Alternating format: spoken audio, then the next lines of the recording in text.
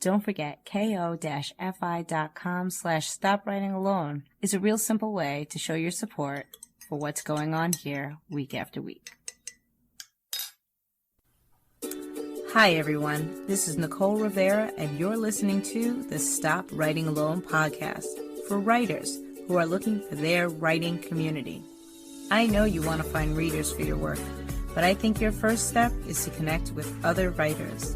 That's what we're going to do here in the Stop Writing Alone podcast. We'll do writing prompts and other writing group activities, discover online writing communities, learn how to find local writing groups, or how to make your own. Join us as we explore, learn, and write. Hi, this is Nicole Rivera, and you're listening to the Stop Writing Alone podcast.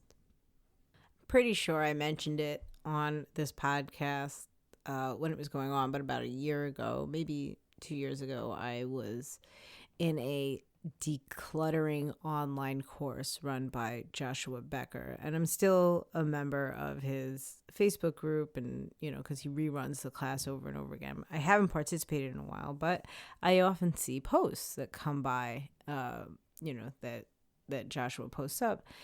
And earlier this week he posted up a quote that struck me so that I felt like I'm going to share this with the Stop Writing Alone community, and I shared it in our Facebook group. And the quote is this. It says, "You often feel tired, not because you've done too much, but because you've done too little of what sparks a light in you." And he attributed the quote to Alexander Den Heijer. I don't know if I'm saying that correctly. It's Heijer. And I thought when I read that, the quote just is one of those utterances of truth for me that I was like, yeah, I totally know what he's saying there. And I'm sure someone in the Stop Writing Alone community needs to hear that, because maybe somebody is saying, I am just too tired to get my writing done. I'm too tired to even get back to my novel. So much is going on. I'm exhausted. And I thought, yeah, so much is going on. You could potentially be exhausted from just normalcy, but perhaps one of the reasons you're tired is because you aren't writing that novel. You aren't doing that thing. And this reminds me of a sentiment that Julia Cameron shares in The Artist's Way about the morning pages. And she says, people will say something like, I wasn't feeling well enough, to do my morning pages, or I was having a really bad day, so I decided not to do my morning pages. And she says, well, what people don't realize is that they're usually having bad days because they're not doing the morning pages. So this vicious circle. So that's always been reinforced to me over and over again. So I shared that earlier this week, and a couple of people put in the comments like, yes, I totally need to hear that. A couple of people in the Happy Campers said, oh, I saw that, and I thought, yes, thank you for sharing it. But like I said, it wasn't that I felt like I needed it in that moment. It's just one of those things that's so true it needs to be shared.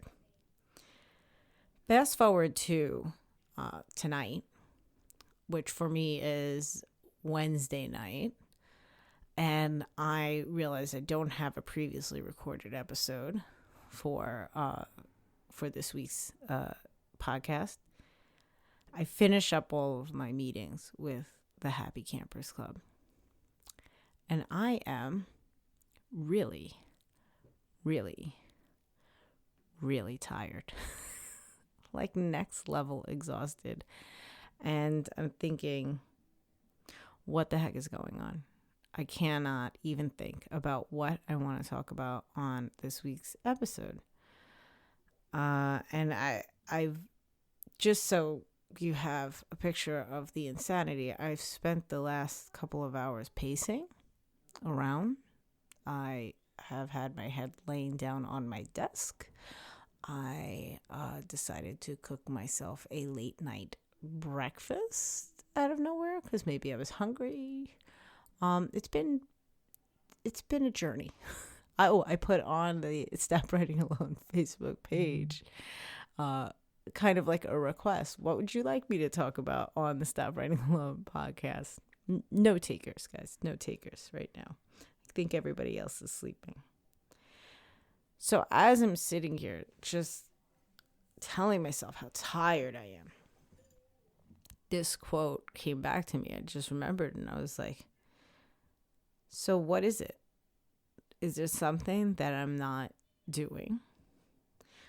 And I'm thinking, thanks to the Happy Campers Club, I have been writing like crazy, and I've been writing short stories. I've been working on some old novels. I've been working on the Stop Writing Alone book. So writing's happening. And thanks to Kim Floden's book club, I've been reading there, and I've been reading my fiction that I've been getting from the Owl Crate Junior box, and also things that I've just been ordering. So I've been reading like crazy. I've been watching like any show that I want to watch while I'm doing chores around the house. I just always have something on. I've been getting outside because the weather has been wonderful. And I'm like, I'm running out of thoughts about what the heck it is that I could be missing. And yes, of course, there is one missing thing here, or one thought that somebody is sitting there saying, well, Nicole, maybe you're just physically tired. Maybe that's it. Maybe you need sleep. Okay, maybe. But I've been sleeping really well. I've been, doing all that. And then I just started thinking about the one thing that was coming to me as I was pacing is that I kept saying to my husband, I was like, maybe I'm overwhelmed with input. Like maybe too much is coming in, and that's causing this sort of like block for me. And, I've just been doing a lot, and is it too much? And it didn't make too much sense to me, but I just sat down and tried to like assess all the things I've been doing. And I remembered that one of the things that I did with my husband, with my family, is that we're planning to see family coming up this week, coming up next month. And for us, this is the first ever like getting back into the normal swing of things, because both my husband and I are now vaccinated. And I'm really excited about taking those steps forward and getting back to normalcy. But because it's becoming real, it is in stark contrast to what has been going on for the past year. And so I wrote this quote down in my notebook here about perhaps you're tired because you're not doing the thing that sparks a light in you. And beneath it, I wrote down, no, but I'm writing, I'm reading, I'm getting outside. And then but I'm missing living. I'm missing living the normal, everyday, whatever it means to be Nicole Rivera. Like that has been gone for over a year. And I know that I've mentioned this before in previous episodes as we've gone through this entire year. But I think I've had enough distractions and enough of other things to motivate me and keep me going. Like I said, creatively inspired through the community here, through the ladies at the Stop Dreaming Alone. I've been busy enough with the remote learning, with my son being home here, with my husband also doing his work. So I've been really, really busy, and that's kept my sanity to a certain extent. But all of a sudden, as I'm making plans that feel almost foreign, but were once like the substance of my life, I've just gotten really, really tired in the last like 48 hours. Really, really tired. because,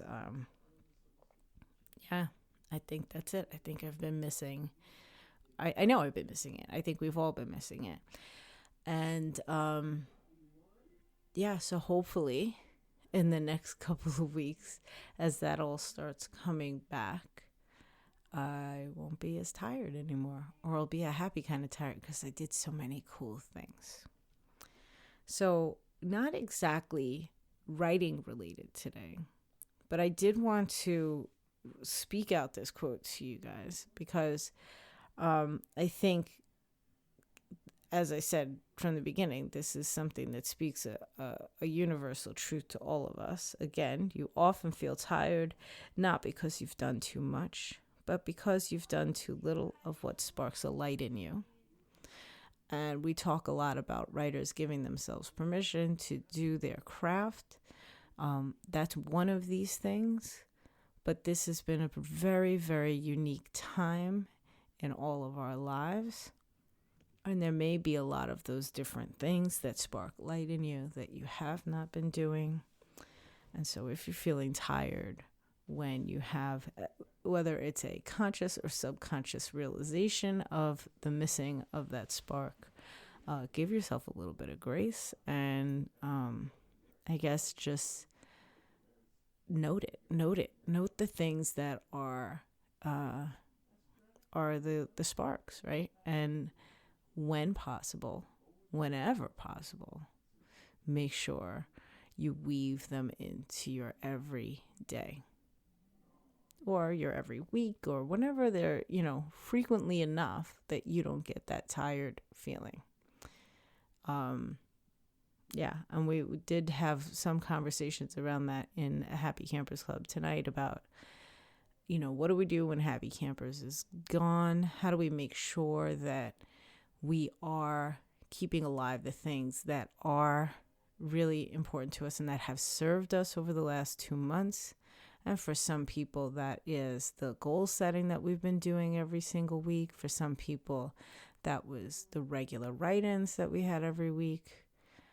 For others, it was just the connection and conversation with fellow writers. And for some, it was the critique group, of course, meeting up with fellow writers and getting their stuff read and reading other people's work. So when you can identify the thing that serves you and sparks your light, then it is, your job to find a way to make sure those things continue. And that's going to be different for everybody. Everybody's got different things that are these little sparks. And there's going to be different ways to find that, to create that if necessary. So I just want to sort of throw that out to you for this week as your own personal challenge. What are the things that spark light in you? And how can you make sure that you show up for them week after week? This way, you're not dealing with this sort of existential tiredness that comes over us, which is a very physical, real tiredness. Just when it's missing, because it is that important. And mine's a pretty big one, and I think it's something that's probably shared by most people. I just don't know. Perhaps you've already started living again, and I'm just like a week late, 2 weeks late. I don't know. But it's definitely on my mind right now, and I am feeling it. So I'm taking note. I'm sharing it with you just in case it's something you need to take note of as well. And that's it. That's your assignment this week. Identify the things that spark the light in you. And once you have a solid lock on them, find ways to make sure they keep on happening. I have one other announcement for anybody that is into the Friday night writes community of it all and showing up for the writing prompt party once a month. That typically happens on the fourth Friday of the month, which would be this Friday. And it is this reacclimation to social life that has totally screwed up this calendar. But I'm not going to apologize for it because it is evidently a very necessary thing that I need to do. So this week, there will not be a writing prompt party. It is being rescheduled for next Friday, for April 30th. And I will be sending out an email. And you may have already gotten it by the time you hear this. But in case you have not, the writing prompt party, the one that is recorded and will be on the YouTube channel, will be recorded. It will be happening on April 30th. And the email will go out with the link and the time and all of that so that you can attend. And I won't apologize for needing the socialization, but I will apologize for any confusion that it causes this month. And that is it. That is it this week. Then on the YouTube channel will be a writing prompt and or exercise around poetry for National Poetry Month. So I'm really looking forward to sharing that with everyone because we need to be talking about poetry and talking to our poets this month and appreciating all of our poets. So tune in. That won't be a live or recorded event. That'll just be up on YouTube on Friday. And this gives you one more week to make sure you're on the Friday Night Writes email list so that you can be a part of next Friday's, or I should say April 30th's writing prompt party. And if you're hearing this too late to participate in that one, remember it does happen every month. So if you get on the email list, you will get the invite whenever the next one comes up for when you're listening. And that's about it. I want you to have a wonderful week. I want you to rest. I want you to find the sparks that light you up. And I will talk to you next Thursday. Before you go, don't forget to subscribe to the Stop Writing Alone podcast wherever you're listening to this episode today. Then connect with us on Facebook at Stop Writing Alone Facebook page or in the Stop Writing Alone with Nicole Rivera Facebook group. Check Instagram or Twitter where I'm at NV_Rivera to find links to our email newsletter.